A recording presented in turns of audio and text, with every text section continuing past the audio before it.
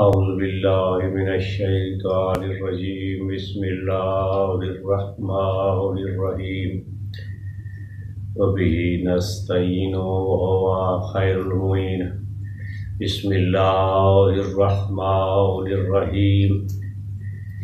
إنما وليكم الله ورسوله والذين آمنوا الذين يقيمون الصلاة ويؤتون الزكاة وهم راكعون.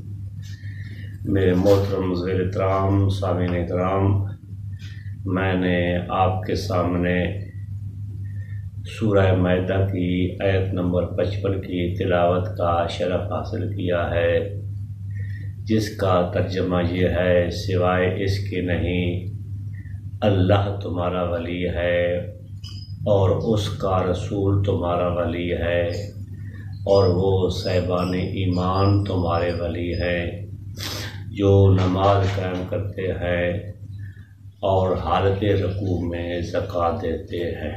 یہ کتاب ان المہمہ ہے، اس کے مؤلف ہیں ابن صباغ مالکی۔ اس کتاب کا صفحہ نمبر 579 ہے۔ اس روایت کے راوی جناب ابو ذر غفاری ہیں۔ ابو ذر غفاری بیان کرتے ہیں کہ ایک دن میں ظہر کی نماز پیغمبر اعظم صلی اللہ علیہ وآلہ وسلم کی اقتداء میں پڑھ رہا تھا۔ اتنے میں ایک سوالی مسجد نبوی میں داخل ہوا۔ اس نے سوال کیا، کسی نے بھی اسے کچھ عطا نہ کیا۔ اس نے پریشان ہو کر بارگاہ الہی میں ہاتھ بلند کیے اور گڑ گڑا کر عرض کیا کہ اے بار الہ، میں تیرے نبی محمد مصطفیٰ صلی اللہ علیہ وآلہ وسلم کی مسجد میں آیا ہوں اور میں نے یہاں اپنی حاجت بیان کی ہے کہ لوگوں، میں حاجت مند ہوں، ضرورت مند ہوں، مجھے کچھ عطا کرو، لیکن مجھے کسی نے کچھ بھی نہیں دیا۔ جب سائل کی اس درد بھری آواز کو مولا امیر المومنین علی ابن ابی طالب علیہ السلام نے سنا تو انہوں نے سائل کی طرف اشارہ کیا۔ سائل مولا کائنات امیر المومنین علی ابن ابی طالب علیہ السلام کے قریب آیا تو مولا نے اپنی چھوٹی انگلی میں پہنی ہوئی انگشتری اتار کر سائل کو دے دی۔ جب پیغمبر اعظم صلی اللہ علیہ وآلہ وسلم کو اس واقعہ کی خبر ملی تو آپ صلی اللہ علیہ وآلہ وسلم نے اللہ کی بارگاہ میں دعا فرمائی اور عرض کی، یا بار الہ، میرے بھائی موسیٰ بن عمران علیہ السلام نے تجھ سے دعا مانگی کہ اے بار الہ، میرے سینے کو کشادہ کر دے، میری زبان کی گرہ کو کھول دے تاکہ وہ لوگ میری بات آسانی سے سمجھ سکے اور میرے امر کو آسان کر دے، اور میرے اہل بیت میں سے میرے بھائی ہارون کو میرا جانشین اور وزیر معین فرما، جو اس کار رسالت میں میرا مددگار اور معاون بنے اور میرا قوت بازو ثابت ہو۔ تو اے اللہ، آپ نے ان کی دعا کو شرف قبولیت عطا فرمایا۔ میں تیرا نبی محمد مصطفیٰ ہوں اور تو اسے دعا مانگ رہا ہوں کہ اے بار الہ، میرے سینے کو کشادہ کر دے، میرے امر کو آسان کر دے، اور میرے اہل بیت میں سے میرے بھائی علی ابن ابی طالب کو میرا وزیر اور جانشین معین فرما، جو اس کار رسالت میں میری مدد کرے اور علی ابن ابی طالب کے ذریعے میرا بازو مضبوط کر دے۔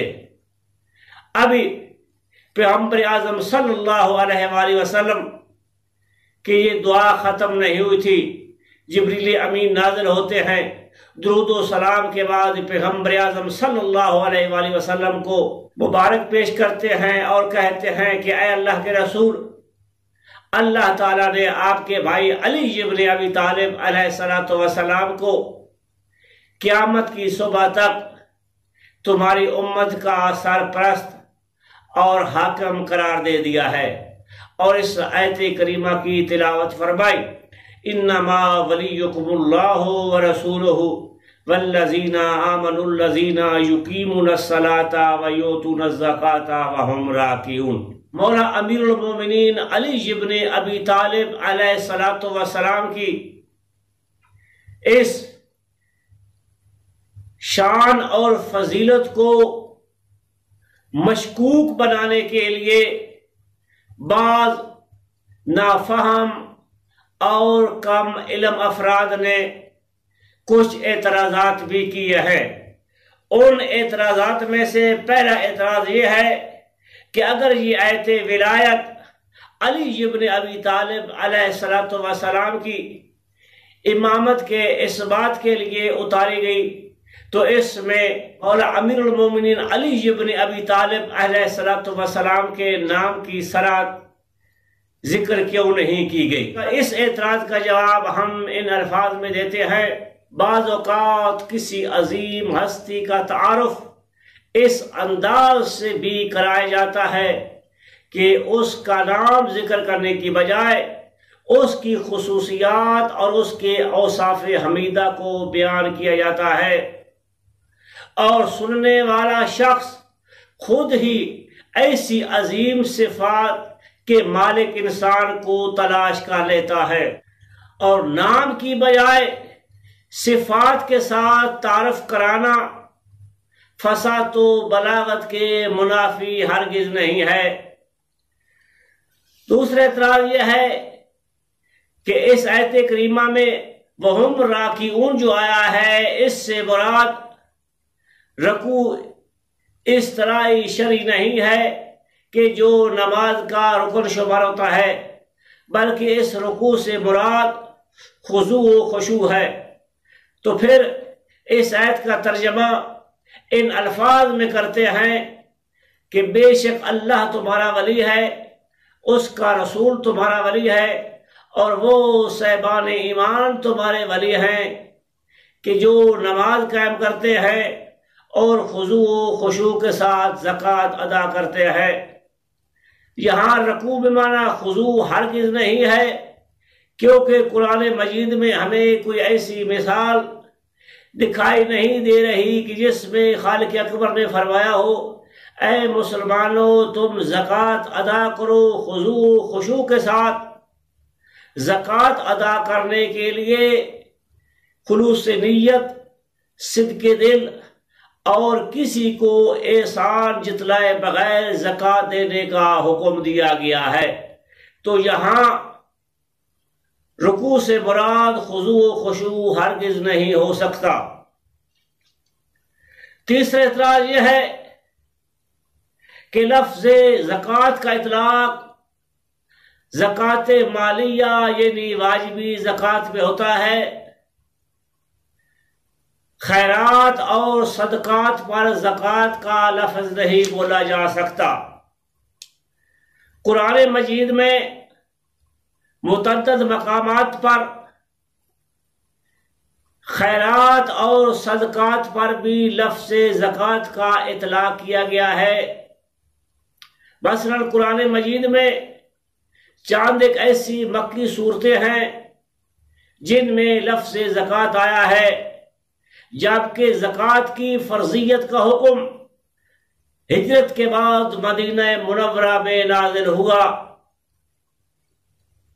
مثلاً سورہ نمل مکی ہے، اس کی آیت نمبر 19 میں زکوٰۃ کا ذکر آیا ہے۔